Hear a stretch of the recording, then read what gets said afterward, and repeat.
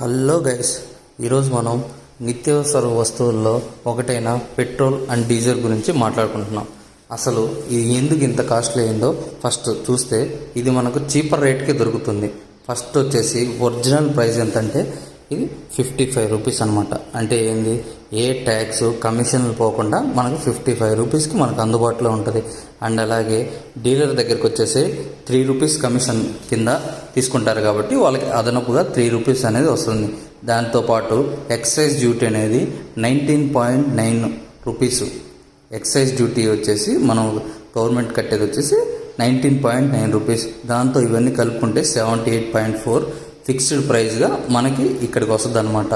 వచ్చిన తర్వాత ఏంటంటే మళ్ళీ ఇదంతా అయిపోయిన తర్వాత ఏ స్టేట్కి ఆ స్టేట్ వచ్చేసి వ్యాట్ వచ్చేసి 15% నుంచి 35% దాకా మనకి వ్యాట్ డ్యూటీ అనేది పడుతుంది అనమాట.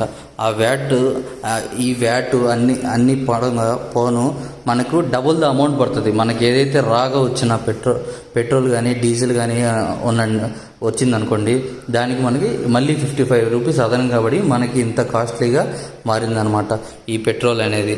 నా ఒపీనియన్ ప్రకారము ఏమంటానంటే దీనికి సొల్యూషన్ ఏంటంటే ఈ పెట్రోల్ అనేది జిఎస్టీ అండర్లో తెచ్చేసామంటే మనకి ఈ వ్యాట్ అండ్ అలాగే ఎక్సైజ్ డ్యూటీ అనేది లేకుండా తీసేయాలి. తీసేసిన తర్వాత ఏంటంటే మనకి GST both state and central government సంబంధించిన జిఎస్టీ వచ్చేసి 5 to 8% వరకే ఉంటుంది యాజ్ పర్ ద రిపోర్ట్స్. అట్లా చేసినప్పుడు మనకి 25 to 30 రూపీస్ తగ్గే ఆస్కారం ఉంది. దీన్ని మీరేమంటారో కామెంట్. ఇలాంటి ఇంట్రెస్టింగ్ వీడియోస్ కోసం మా ఛానల్ ని లైక్ చేయండి, కామెంట్ చేయండి, సబ్స్క్రైబ్ చేయండి. ఆగండి, నోటిఫికేషన్ కోసం పక్కనున్న గంట సింబల్ నొక్కండి.